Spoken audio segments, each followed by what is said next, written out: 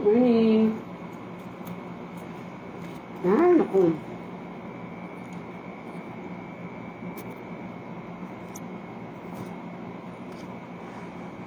Nagawa tayo nito. Saluyot po guys. Gagawin sa lugaw.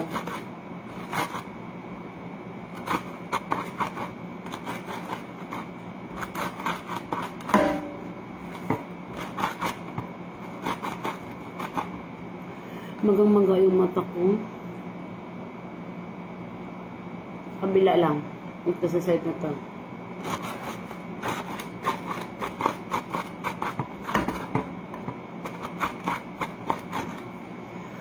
After how many long years, nakausap ko yung mga taong importante sa buhay ko. Yung lola ko, at saka yung uncle ko.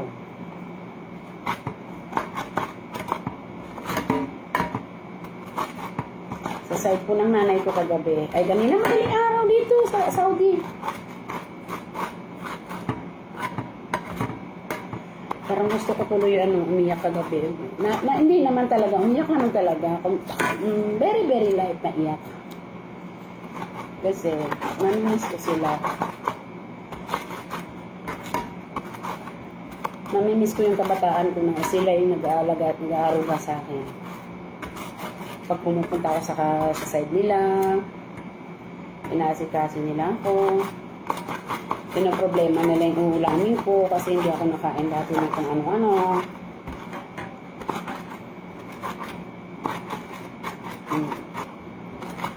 Tapos, mahal kasi ako ng lula ko sa side ng mama ko. Doon din naman sa side ng tatay ko, sa biological father ko. Sa Muslim father ko. Pag pumupunta ako sa kanila, yung lulo ko at lola ko, kasi pag pumupunta ako ng marami, nihiram ako ng mga kapatid ni Papa kay Mama. Kasi wala si Papa, nasa Saudi. Pag gusto nila ako makita, inihiram nila ako. Pumupunta doon yung pinsan ko, pamangkin ng Papa ko. Kasi siya lang yung kasundo ni Mama. Si Namra. Ano ko, buhay pa yun. Anak ni Bapa Ali. Yun. Siya lang yung kasundo din. Siya lang din naman yung kasundo ko sa first time kong paapak sa Marawi. At saka sa Taguluan 1, si Namra yung nag-aasikaso sa akin. Siya yung ano kasi yung binata pa yun ng time na yun si Namra, wala pang pamilya. Hindi talaga siya nag-aasawa ng agad-agad kasi wala namang pera pang panduri. Ikakalaga-lag yung pinsan ko na yun kung saan siya nakarating. Yun. Mahal ako both side. Ng side ng mama ko, side ng papa ko. Mahal nila ako. Katulad kagabi, alam ng lola ko kung anong favorite ko sa lugar nila. Ayan, daming bunga kasi harbisan na yun. Ang layo mo ako. Ang daming mong favorite, ang daming bunga yung favorite mo. Sabi ko, inshallah pag nakauwi ako, itataon kong October. Para harvest day ng lansones. Harvestan na kasi doon sa amin, sa Urquieta. Harvestan na kasi ng lansones. Yan. Muling kita ko kasi sa lola ko nung namatay yung uncle ko. Sa Cavite. Yun ang huling kita ko sa lola ko. Pero yung uncle ko na isa, yung nasa Maydog ko, hindi yan nakasama, hindi niya nakita yung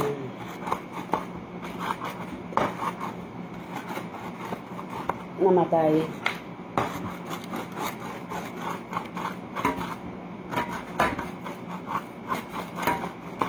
Ay sabi ko, nagulat ako kasi sino ba mag-expect ng mga ano kasi? Siyempre, probinsya, yung mga ganyang tao na ano, yung mga tipo ng tao ng tiyuhin ko na bastante na sila sa cellphone na likipad. Hi! How are you, Di?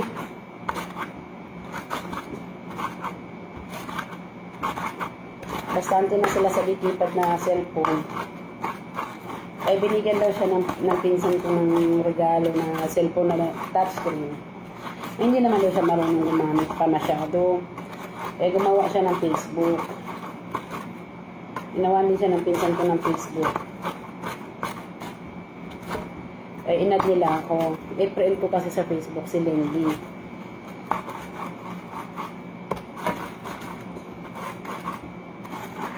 Maiyak-iyak ako kagabi kasi nakita ko talaga masaya yung lola ko, masaya yung tiyuhin ko.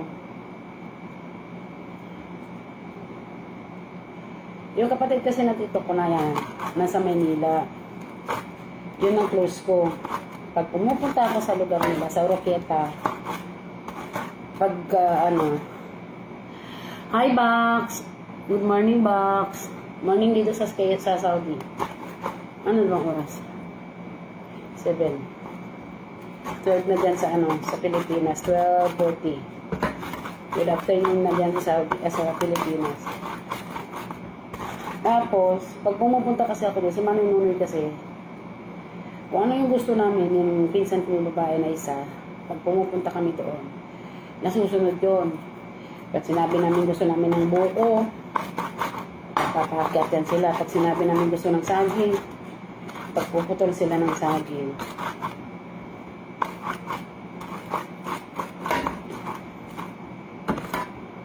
Yun.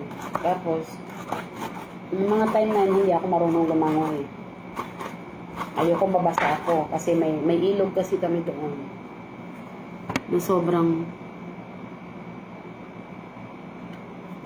lawak ng ilog dun sa may lugar ng mama ko. Kasi masakay sila ng balsa, tatawid doon sa kabilang tawid. Nakalagay yung kawayan. Gusto kong sumakay doon. Gusto ko.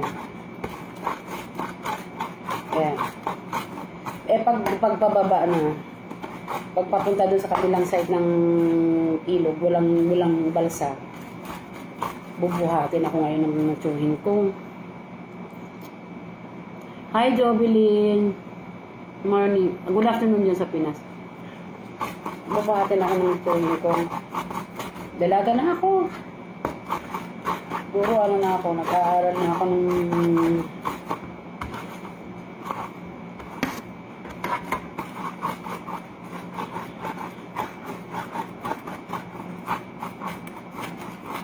nag-aaral na ako ng elementary. Kuan man ni siya sa luyot. Jovelyn sa luyot ni dahon sa saluyot kanang kuan pinuhon jud maayo ka. At ayaw na madam ng blender kasi nagiging watery siya pagka na blender siya na hindi pa naluto. Ano lang, ganito lang. Ano to, igigisa to sa karne tapos lalagyan ng kanin.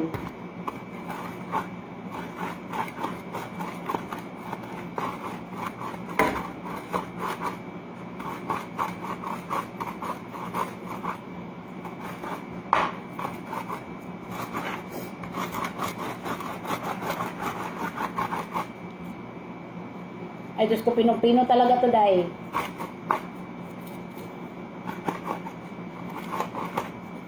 Yan. Naiyak ako kagabi kasi mahal naman kasi ako ng mga yun. Kahit yung lola ko na yun, sa side ni mama.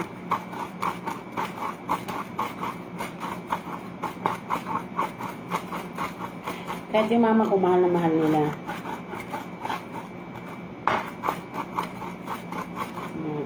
Kaya sabi ko, papasalamat ako dahil Kahit pa paano, nabigyan ako ng chance na makita ko sila ulit.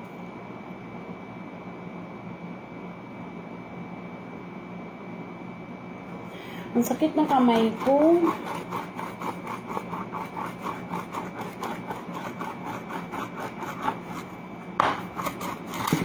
Ay, kalabaw. Para makasipon.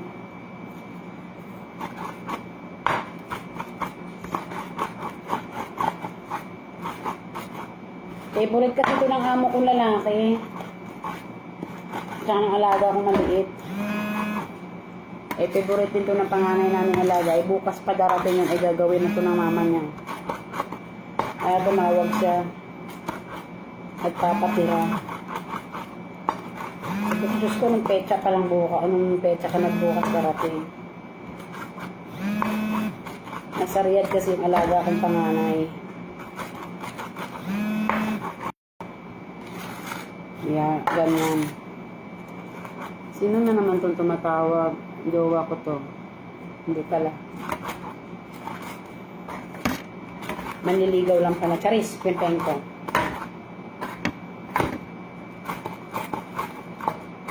Kaya yun, naiiyak ako kagabi habang kausap ko sila kasi sobrang namimiss ko sila. Tagal na rin kasi hindi ako nakauwi sa probinsya.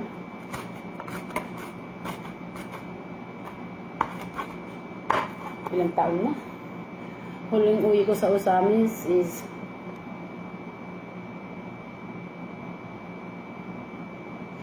dili, kuan kaning minsan lang to. Ambot. Ano to? Minsanan lang to. Pagka seasonal kasi to dito sa sa Saudi. Dito sa Makkah, minsan lang to nagkakaroon ng saluyot dito na maganda. Kasi sa saluyot minsan maliliit masyado tapos laya-laya na. Kaya hindi bumibili yung ko. Hi, Di! Gusto mo i-join? Ay, Di! Huwag ka tumawag, Di! Ako. Nagla-live ako. Pasaway ka.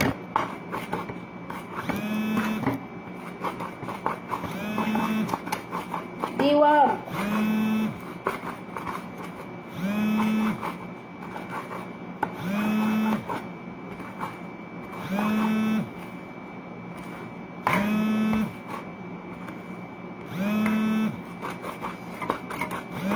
Bukas na yung aircon ko pero pinagpapawisan pa ako. Peste. Kaya medyo namamaga yung kabilang side ng eyes ko kasi umiyak ako kagabi. Mahina kasi ang damdamin ko pagdating sa mga matatanda. Ewan ko to. Lalo na pag mga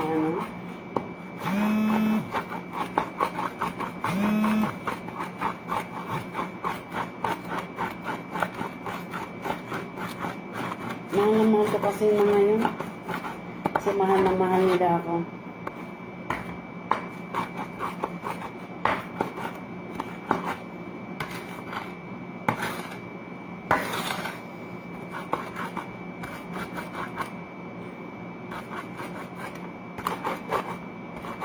Maglalaro ako. Ito yung laruan ko. Mag-drive daw ako. Diyos ko. Malamig na yung food ko. Wow, wowie.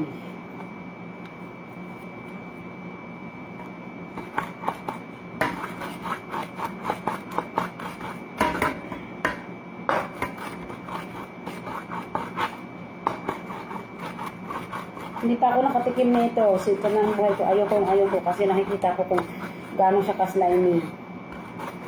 Diyos ko. Yung normal nga lang na gulay na saluyot sa Pilipinas, hindi ko makain-kain, hindi ko manguya-nguya eh. Kasi madulas. Ito pa kaya na lamb meat ang nagkaano na to. Laman ng tupa.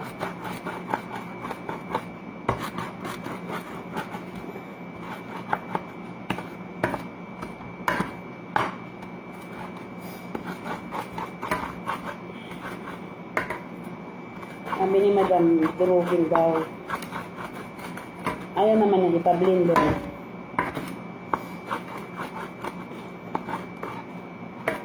Gusto niya mano-mano. Kasi uyat kasi siya. Gumawa siya ng ano. Ewan ko, hindi nakapasok yung isang alaga ko kasi na-injured. Ay, gumalaw siya, ti. Ganyan, dahil.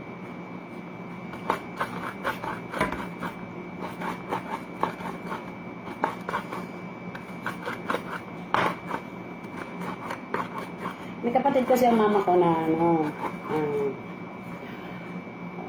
actually, ano yon, panganay sa lalaki yun. Apat sila ni mama. Panganay sa lalaki, siya yung pinakahuling nag-asawa. Kasi, dati, nung bata pa kami, lagi siyang tinatanong ng mga pinsan niya, kailan ka ba mag-aasawa nung? Oh! Sagot agad ang uncle ko ng papa. Papa kasi tawag ko doon. Lagot-agad ng papa ko. Kasi siya nag-aalaga. Kasi nga wala akong tatay. Iwalay ang mama ko sa papa ko doon. Uwi na ako sa probinsya ng lugar ng nanay ko. Oroqueta. Nandun siya nag-aalaga sa akin. Halos tumandang binata na yun. Tumandang binata naman talaga. Kasi 50 plus na siya ng asawa eh.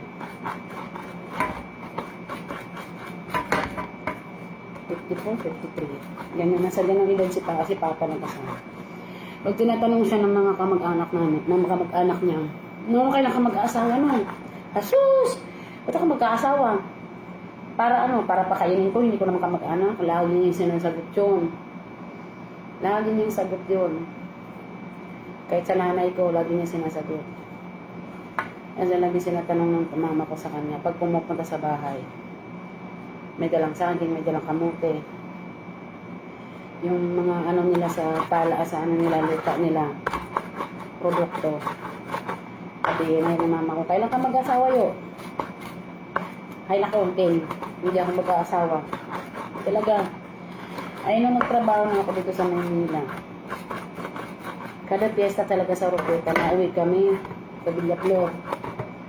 Pag nagpipiyesta doon, may 7, tapos sa kabilang barrio naman sa Tuburan, may 7, sa Tuburan, 17, tapos sa Dulipos. Puro may yan dyan sa side ng mama ko magpipiyesta. Nauwi ako, napunta talaga kami doon, namimiesta kami magpipinsa. Kasi ko yan sa probinsya eh. Diyos ko guys, nagulat na lang ako. Sabi ng mga pinsan kong may asawa na yung ipapa mo. Sabi ko, hindi mag-aasawa yun. Kasi nga, lagi niya sinasabi sa akin, hindi ako mag-aasawa. Andiyan ka naman, ikaw na lang mag-alaga sa akin. Lagi niya sinasabi sa akin. Sabi ko, sige papa, walang problema. Sabi niya, nandiyan ka, ikaw mag-aalaga sa akin. Yun. Pinabalitaan ko. Nag-asawang hinanyupa. Hindi nga siya nag-asawa ng bata pa siya. Asawa siya ng gurang na siya. May mga anak pa, byuda pa. Hindi na magkaanak kasi ligate na. Ay, hanggang sa namatay yung kapatid ni mama, kuya ni mama. Walang anak kasi hindi naman magkaanak ng babae na ligate na yan. Ito ko guys. Yan, lagi ko sinasabi sa kanya noon, buhay pa yun. Ano ka ba hindi ka magsasawa? Ngayon, nag-asawa ka, dami-dami pang anak. May pre-taste. Galit din sa akin. Tumigil yung bunganga mo. Lagi ako sinasabihan nun. Kaya, sa awa ng Diyos, namatay yung tiyungin ko na yun. Hindi ko nakita. Kasi nandito ako sa Maynila.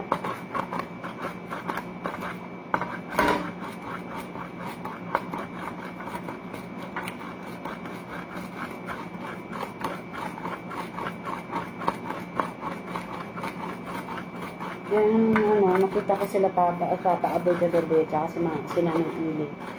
Hindi talagang mapigil ng ano ko, mata ko.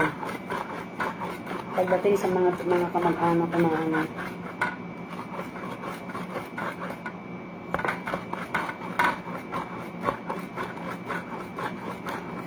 Lumaki ako na marami akong ama. Kahit wala yung tunay kong tatay, lumaki ako na marami akong ama. Ama-amahan. Mga kapatid ni mama, ang dalawa na lalaki, tapos yung mga pinsan ni mama. Inano nila ako na kasi hindi nag-aasawa yung mga halos mga pinsan ni mama na matagal nag-asawa pero matagal.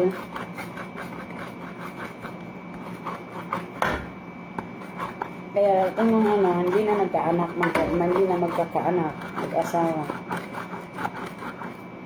Alam kasi ng lola ko lang Lunes ang weekends ko sa kanila. Kaya nung nakita niya na sabi ko, sabi ko, nanay, ang dami-dami na. Sabi niya, ay sus, ano gagawin natin? Kaya nandiyan ka man sa Saudi? Sabi ko, nanay. Sabi niya, ano gagawin ko? Lagi niya sinasabi. Sabi niya, pag uwi mag-America, pumunta ka dito para mahustuhan yung ginhawa mo sa... Tuwa ako talaga pag nandun ako kasi asikaso ako ng mga yun. Hindi nila ako pinapabayaan. Ang hili ko yung maligo sa ilog. Tapos magdala ng saging, may buko na may gatas, na may biskuit. Yung sariwang buko na may ano, na hindi napilad sa araw. Meron silang kamag-anak na hindi ata kamag-anak nila mama ng kapitbahay. Pipe. Nahanap ko nga kagabi, ay kanina madaling araw, sabi ko, kay Papa Aboy, kumusta si Amang? Sabi ko, buhay pa ba? Sabi niya, buhay pa daw.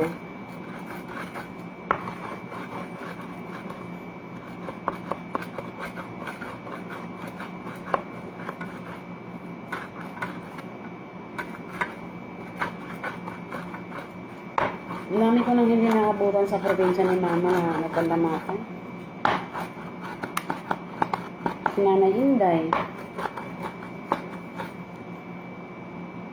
Mama ni Uncle Danilo. Tapos yung mama ni Manoy Nunoy.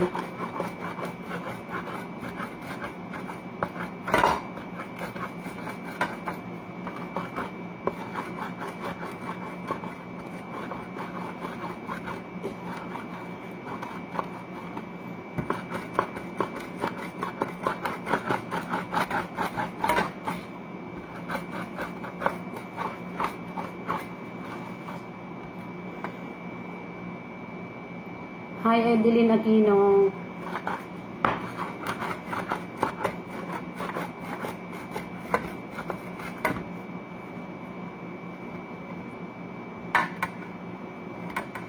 Nag-umpisa na yung amoy ng gulay na to na hindi ko magustuhan.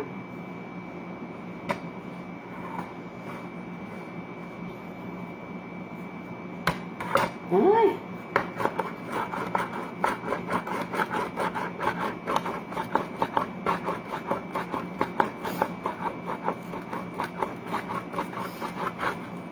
Alaga mo hindi makapasok dahil may injured yung mga paa.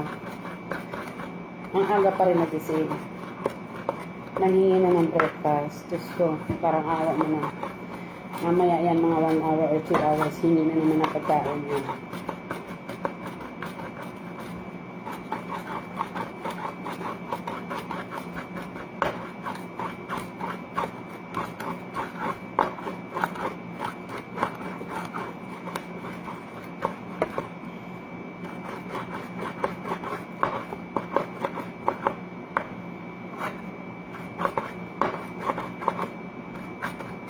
Lansya kasi ako kagabi, marami ako pinalansya. Okay, kasi bukas walang pasok. Baka mag-day off ako. baka lang. Kasi, nag-day off pa tayong driver. May bago naman kaming driver.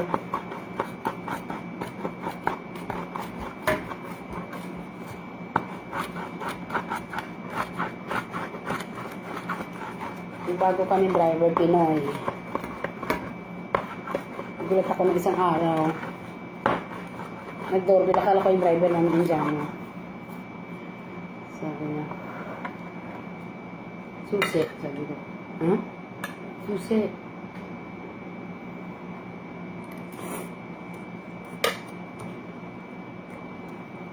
Sabi ko, bago ka?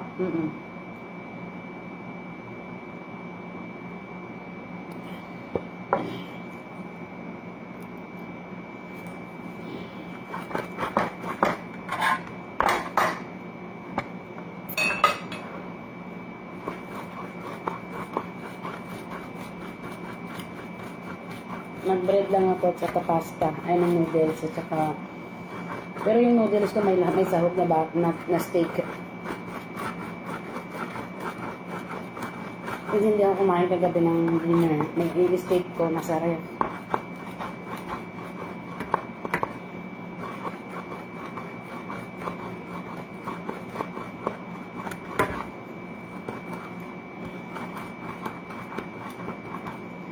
Ano ka naman kasi kakain ng dinner? Anong oras na ang breakfast? Anong oras ang lunch na? Anong oras?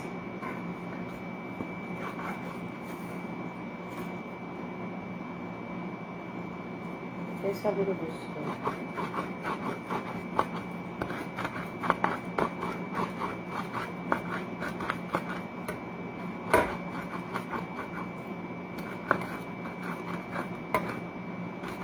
Jovelyn, dumating na ba yung asawa ni Alma?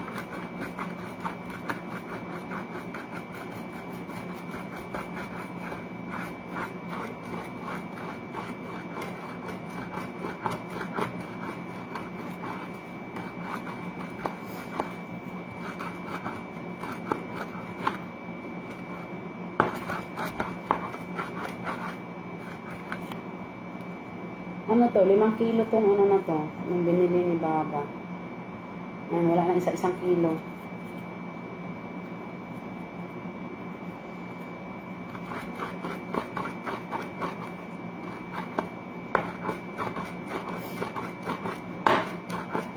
Hindi talaga ako mabuhay pag ganito pagkain. Makain naman ang saluyo. Pero yung maliliit, yung hindi ginagalito. Hindi naman yung masyado malaking tao.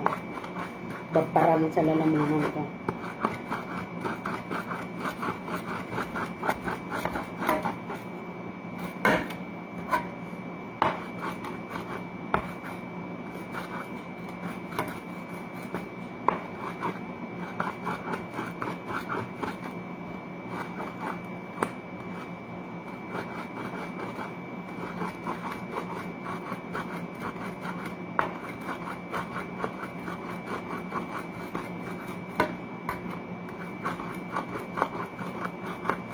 Ito.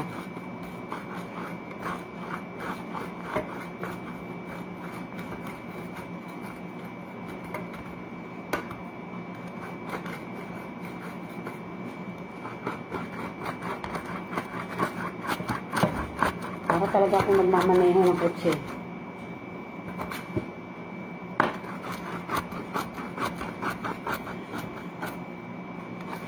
Magluluto na maaga yan si Madam kasi lalayas yan mamaya. Pupunta yan sa nanay niya. Napasok bukas eh.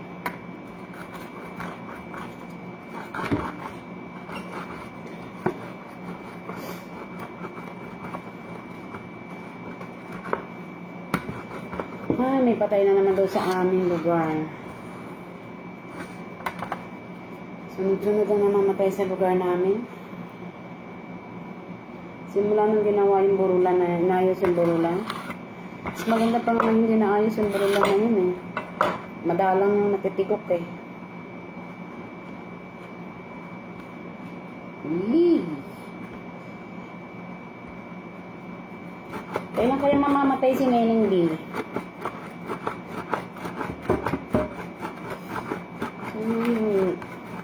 Makapal talaga ang buhay ni Neneng. Marami ng... Hindi lang ako nagdadasal dyan.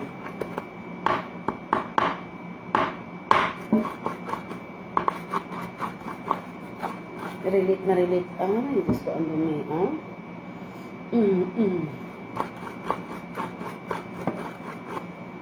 Naging gigigil.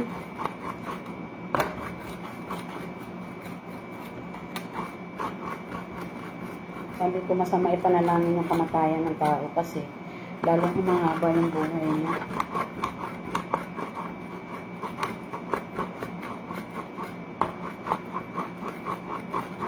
Konting endot na lang, mag-i-eleksyon na.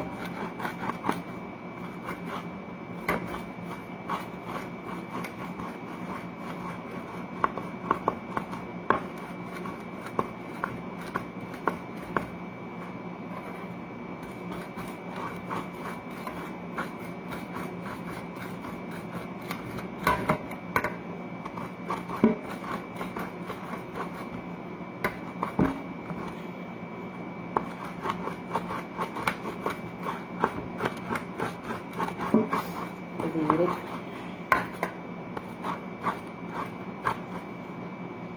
Makabulos dyan, labas na.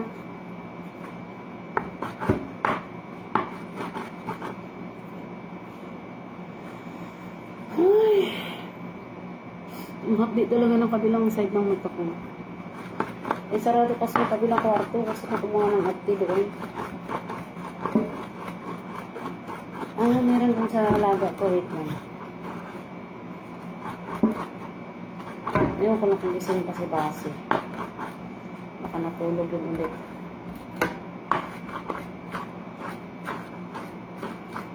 Base?